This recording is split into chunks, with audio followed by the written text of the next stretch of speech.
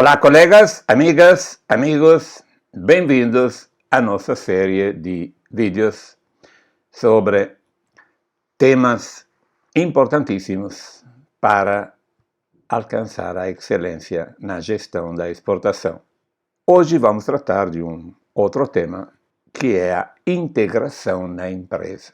Por integração na empresa, eu entendo uma divulgação da cultura exportadora dentro da empresa. Desde o diretor-geral até o último funcionário, tem que estar informados, tem que estar sensibilizados que para a exportação é toda a empresa que tem que remar em uma única direção.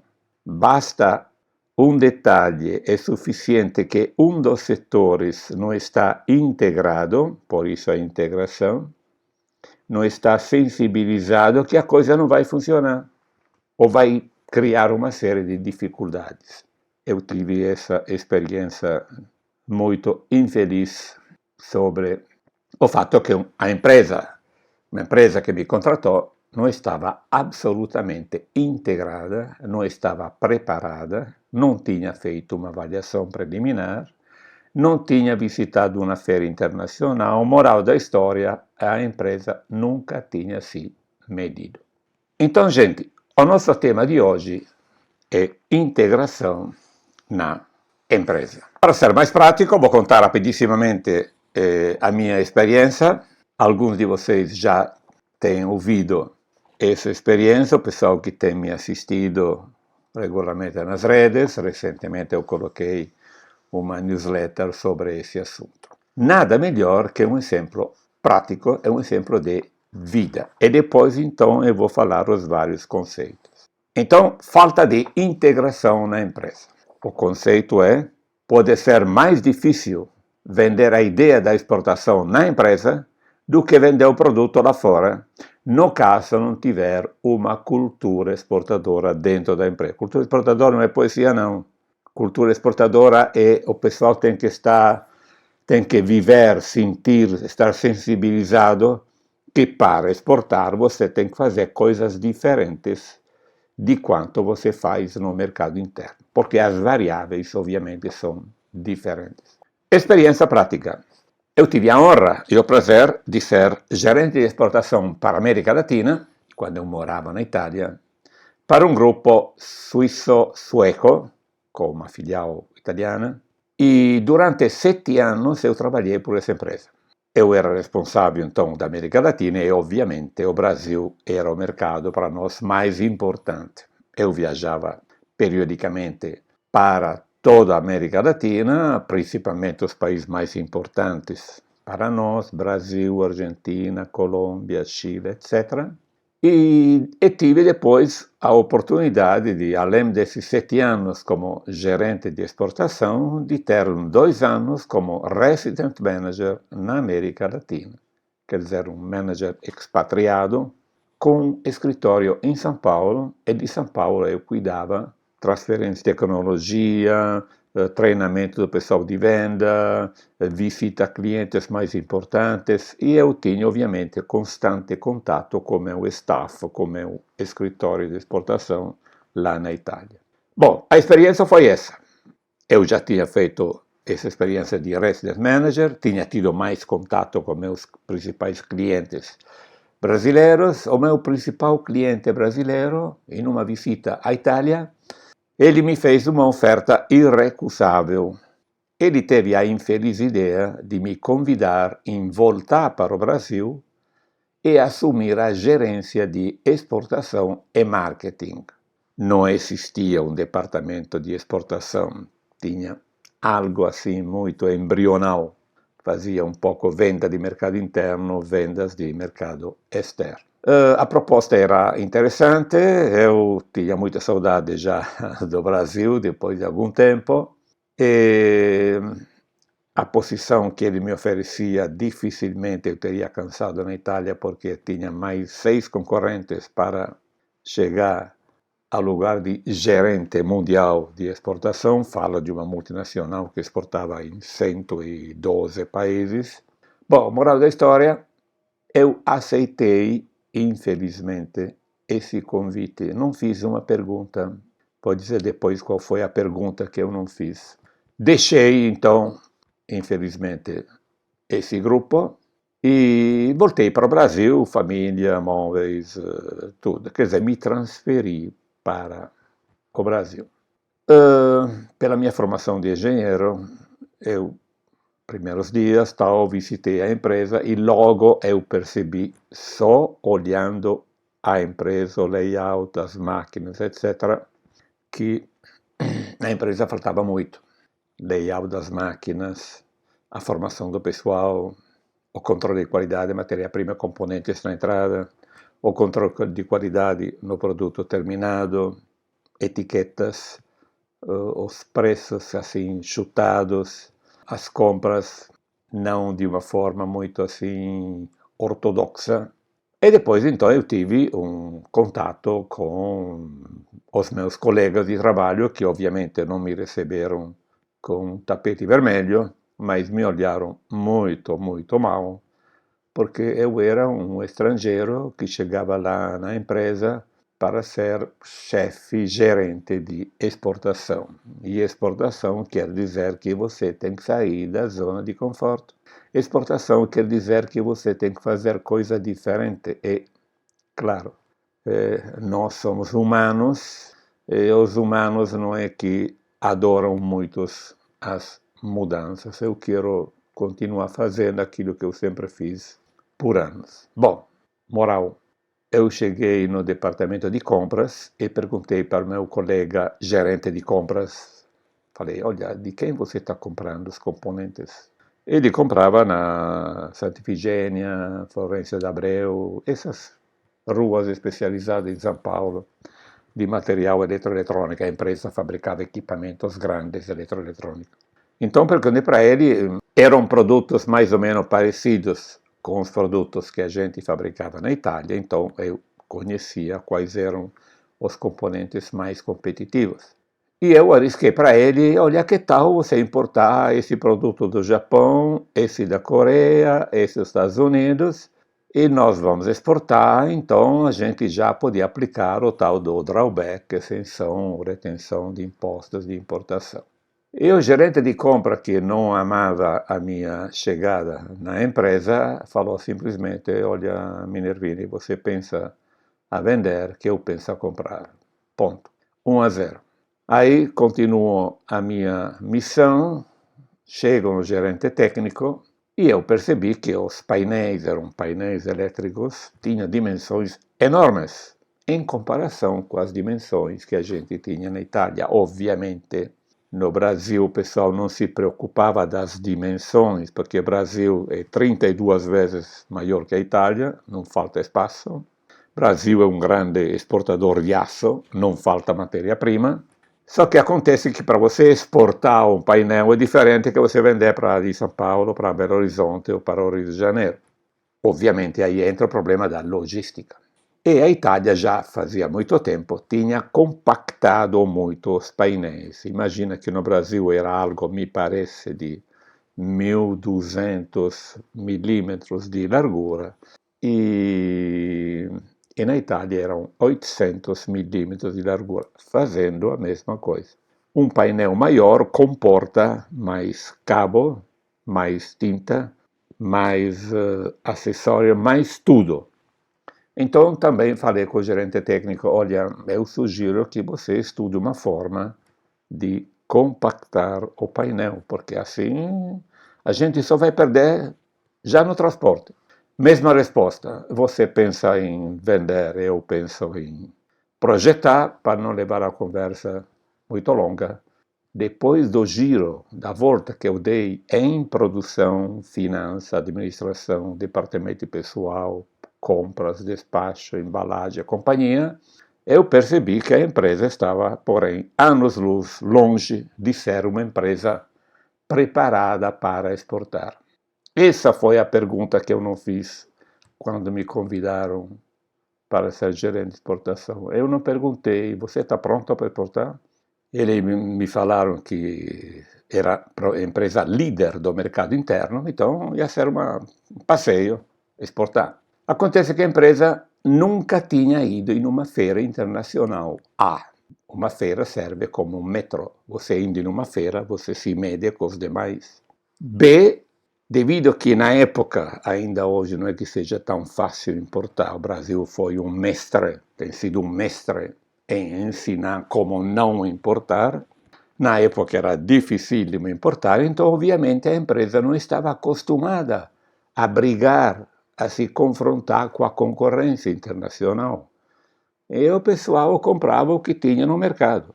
Bom, moral da história, eu cheguei no diretor-geral da empresa, depois de 2 meses de empresa, depois de uma viagem de 14 horas de voo, família, tudo, né? E falei, bom, meu amigo, nós erramos em 2. Vocês erraram em me contratar e eu errei em vir, porque eu não fiz a bendita da pergunta, por que você quer exportar?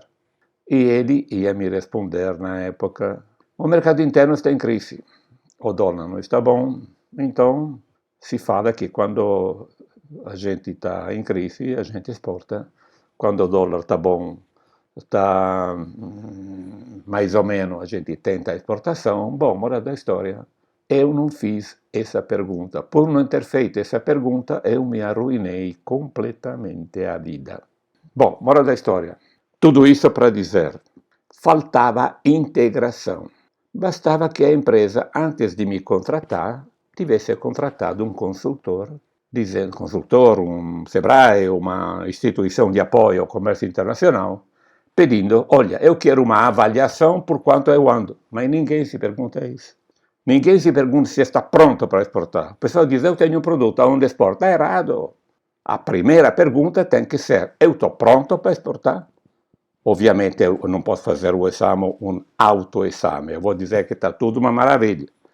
Tem que vir alguém na minha empresa com uma tremenda experiência, que já visitou vários países, várias empresas, e te diz, olha, meu amigo, na minha opinião, você está 100%, ou está te faltando A, C, L, P. Teria custado algumas centenas de dólares, em lugar de ter custado um monte de dinheiro, arruinado uma vida profissional, uma vida também privada, particular, gastado dinheiro à toa. Então, esse foi o meu início no Brasil. Digamos, o lado positivo da moeda foi aí que eu inventei o livro O Exportador, graças ao fato que, por essa experiência, eu aprendi como não exportar. E vocês têm reparado que, normalmente, eu não falo como exportar, porque tem um montão de gente que fala justamente e tem que dizer como exportar. Como não exportar, tem pouca gente que fala isso. Bom, então, chegando ao nosso tema. Esse é um exemplo prático de vida. Foi uma pergunta importante que eu não fiz. Por que você quer exportar? Essa é a primeira pergunta que eu faço normalmente quando eu tenho que falar com alguma empresa. Por que você quer exportar? Ah, porque o dólar está bom. Não é um motivo para exportar. Para sair da crise, e quando a crise termina, de fato, voltando à empresa, quando a crise terminou, depois de 2 anos que eu tinha chegado na empresa, a crise terminou, voltaram os clientes do mercado interno e o meu diretor falou, bom, Minervini, agora a gente vai fechar o departamento de exportação porque não precisa mais, tem a fila de gente querendo comprar. Você quer se dedicar ao mercado interno? Perguntado para mim. E eu tinha mudado de uma empresa na Itália, tinha mudado toda a minha, digamos, feito toda a mudança da minha família para o Brasil, escola, um monte de coisas, para simplesmente tratar do mercado interno. Para mim, no lugar de ser uma promoção, era uma, sei lá, uma declassificação. Bom, moral. Aí, então, eu me inventei consultor para dizer para o mundo como não fazer as coisas. Então, vamos ao nosso tema. Por que a integração? Como uma empresa pode se integrar? Para você exportar, você precisa, vamos começar pelo projeto, da área técnica. Então, o gerente técnico tem que ter um constante contato com o mundo, visitando feiras internacionais, tendo assinatura em revistas técnicas, estudando novos produtos, comparando-se com produtos existentes no mercado não local ou internacional, fazendo formulários, relatórios, informando quem vai vender lá fora, olha que o concorrente tal faz assim, o concorrente tal faz assado, para que o gerente de vendas, o vendedor, tenha argumentos técnicos de venda. Porque se eu vou vender na Polônia, ou na Alemanha, ou na Colômbia, e eu não conheço a concorrência local, normalmente são várias multinacionais, eu preciso ter argumentos de venda. Porque se ele vai me dizer, olha que a marca X faz isso, isso, isso e isso, que o teu produto não faz, o que eu vou responder se eu não fui previamente preparado? Então, o gerente técnico prepara tipo uma tabela previamente estudada que diz produto A, vantagem, desvantagem, produto B, vantagem, desvantagem, o nosso produto faz isso, não faz isso, etc, etc. Obviamente, a redação de documentos técnicos que servem exatamente como argumentos de vendas técnicas. Essa é a área de projeto. Área de compras, não tem que comprar na esquina. Bom, a meno que na esquina seja mais competitiva que importar, utilizar o drawback, etc. Então, identificar fornecedores com um padrão de qualidade em conformidade com as exigências do mercado internacional, porque pode ser que o teu fornecedor é ótimo para te vender matéria-prima ou componentes no mercado interno, mas no mercado externo, devido àquele componente, o teu produto ou não é aceitado, ou não é homologado, ou simplesmente custa mais. Eventual contato com fornecedores, então, estrangeiros, para ter uma maior gama de alternativa. Monitorar os prazos de entrega, porque se o teu fornecedor atrasa 3 dias no mercado interno, não é o fim do mundo. Se atrasa 3 dias para um produto que está esperando aquele componente para ser terminado, não digo que é o fim do mundo, mas aí vai multa, atraso, o navio já saiu, tal, o documento já venceu, etc, etc, etc. E avaliação minuciosa dos custos de compra. Se você comprar com preço menor, você poderá vender com preço menor, ou mínimo aumentar a tua margem de ganho. Departamento de produção, uma programação minuciosa, não vai chutar, olha, 60 dias, depois demora 75, ou porém ter um outro pedido que está na fila. Então tem que ter uma programação de compras que trabalha em constante comunhão com o departamento de produção. Uma maior flexibilidade na personalização dos componentes, porque pode ser que você por 10 anos fez sempre o produto de uma certa forma, porque o mercado interno aceitava, também não tinha outra alternativa. Para o mercado externo, talvez para a Coreia, que era verde, para o Egito, que era amarelo, para a Polônia, que era azul. Quer dizer, às vezes você tem que personalizar. Essa é uma forma de prestar serviço. E, obviamente, o chefe de produção não adora isso. Ele adora fabricar tudo em série, tudo igualzinho. Claro, nós não vamos fazer 3.000 produtos para 3.000 clientes. Porém, precisamos ser mais flexíveis. Introdução de processos produtivos mais competitivos. Então, também o diretor de produção tem que visitar feiras internacionais de tecnologia e também de produto terminado para ver como é que o pessoal lá fora está fazendo o produto que ele está fazendo na fábrica. Otimização das instalações e melhoria constante dos padrões de qualidade. Departamento de expedição. Não mandar para a Áustria o que tem que mandar para a Austrália, por exemplo. Então, tem que tomar muito cuidado. Tem que dimensionar embalagens, tem que conhecer as normas que o pessoal de lá fora está exigindo para embalagem, rotulagem, etc. Escolha de transportadores competitivos e eficientes e tem que preparar toda a documentação necessária para a expedição.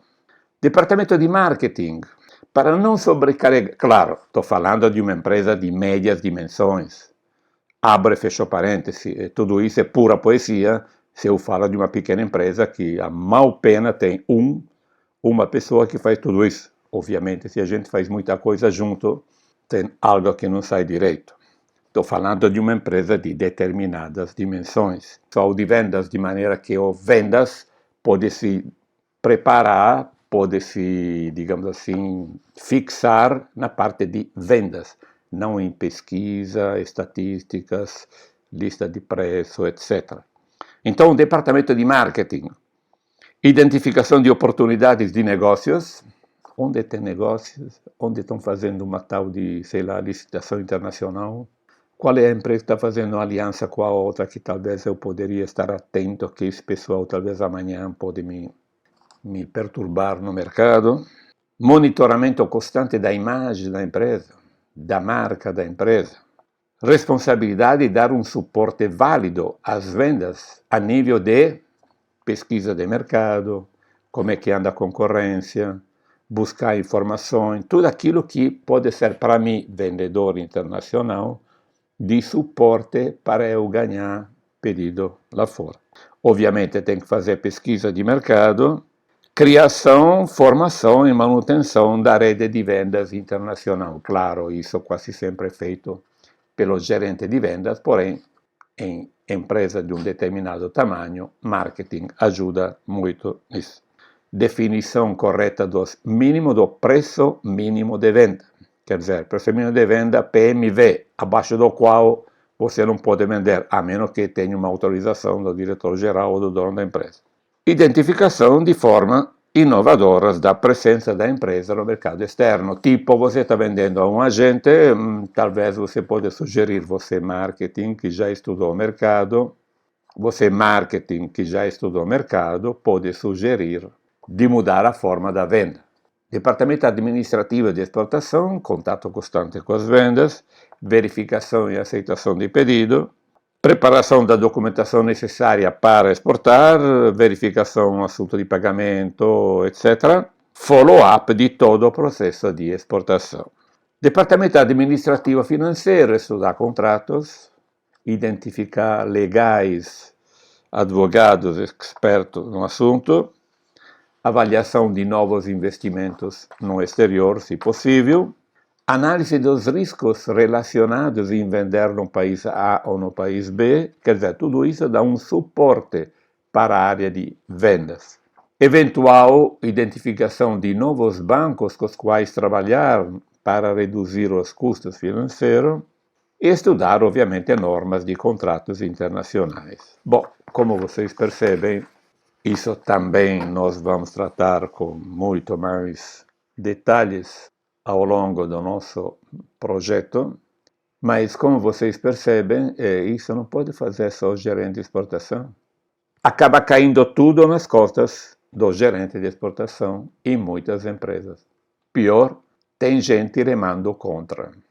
Já uma vez, eu lembro, nessa empresa infeliz que me contratou, quando eu recebi uma visita de um empresário do exterior, que ele visitou toda a empresa, tal, entrou nos vários, na fábrica e companhia, ele me perguntou, mas o teu pessoal está trabalhando contigo ou está remando contra? Imagina a péssima imagem que a gente transmitiu para um potencial cliente que, obviamente, nunca chegou a ser cliente porque ele identificou que não era oportuno trabalhar com uma empresa que não estava integrada. Bom, amigos, esse é o assunto do porquê é mais complicado vender a ideia. Eu tentei vender a ideia da exportação na empresa. Ideia no sentido que, gente, todo mundo temos que trabalhar em vista do sucesso na exportação. Técnica tem que mudar produto, finanças tem que arrumar financiamento, produção não pode atrasar, despacho tem que colocar a etiqueta certa, etc, etc, etc. Como é que a gente pode mudar isso? Eu, no Brasil, por exemplo, por favor, não é uma publicidade gratuita, é só um exemplo, encontrei várias e várias empresas com problema desse tipo. Então, eu, como na mesma empresa, incluso que me contratou e depois eu saí, depois de 2 anos, depois que eu virei consultor e já adquiri experiência, etc, etc, eu fiz uma consultoria na empresa da qual eu tinha saído, um seminário em company. Imagina, Quer dizer, eu reuni ao redor de uma mesa os meus antigos colegas de trabalho. Imagina que tapete vermelho eles me colocaram para me receber na empresa. Porém, dessa vez eu tinha o apoio do diretor-geral da empresa presente no seminário em Campani. E falando o que cada um deles tinha que fazer para que a empresa pudesse ter sucesso. Esse foi um exemplo prático. Então, várias empresas, bom tamanho, eu fazia esse que eu chamei integrando para exportar. Primeiro eu fazia um check-up para ouvir qual era o problema de cada área. A culpa é dele, ele atrasa, não faz o produto certo. Obviamente a culpa nunca é minha, é dos outros. E aí depois eu fiz um seminário em Campani, dizendo, gente, para exportar precisa A, B, C, D. Você da área técnica precisa fazer isso, você da área de produção precisa fazer isso, né? E no final fizeram um relatório dizendo, a pergunta foi, na tua área, técnica, produção, despacho, sei lá, compras, etc., na tua área, o que você precisa fazer para melhorar a competitividade da exportação? E foi fantástico. Cada um deles fez uma listagem, depois a gente colocou no liquidificador, digamos assim, juntamos todas as informações e saímos com um plano de ação de exportação, tendo motivado, tendo envolvido todo mundo. Esse é um exemplo. Se alguém pergunta, mas como é que a gente vende a ideia? Não tem milagre, tem que juntar todo mundo. Nós fizemos em um sábado, em uma fazenda, tal. Infelicidade que durante o almoço serviram caipirinha, cerveja, feijoada e companhia. Então, foi dura a segunda parte do seminário em Campani, mas, obviamente, eu dei muito exercício, muito trabalho em grupo. Então, isso amenizou o teor alcoólico que o pessoal tinha tomado. Bom, fora brincadeira. Gente, quem exporta é a empresa. Quando a gente vai numa feira internacional, lá em cima não está escrito Nicola. Lá em cima está escrito a empresa, sei lá, John da Silva Limitada ou Sociedade Anônima. É toda empresa envolvida no processo de exportação. Isso quer dizer integrar para exportar. Não é o gerente de exportação, e eu passei por isso por muitos anos, eu considero como um maestro de orquestra. Ele tem no partido, ele tem, como se diz, toda a música, e ele sabe o que é cada um dos músicos, que tem que ter instrumentos afinados, traduzindo em português, tem que ter ferramentas para poder exportar, fontes de informações, pesquisa de mercado, comparação com a concorrência, visita a feiras internacionais, etc.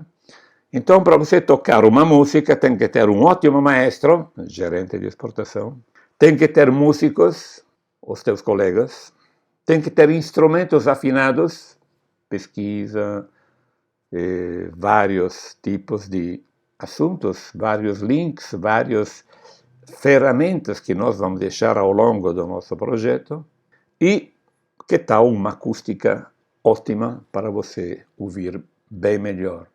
Acústica, traduzindo em português, tem que ter uma empresa muito bem preparada, senão a coisa não vai funcionar. Bom, amigos, grato e convido vocês a se inscreverem no grupo VIP Aula Magna para vocês não perderem novidades, informações, etc. E no dia 20 estão todos convidados para assistir ao nosso encontro, o Código da Exportação Competitiva. Por que o código? Porque para exportar você precisa uma senha constituída de vários instrumentos. E nós vamos transferir para vocês os instrumentos para você passar de uma exportação, diria, normal, para uma internacionalização. Gerenciar a exportação e não administrar pedido. É isso, amigos. Grato, mais uma vez, pela paciência, grato por assistir aos nossos vídeos e até a próxima.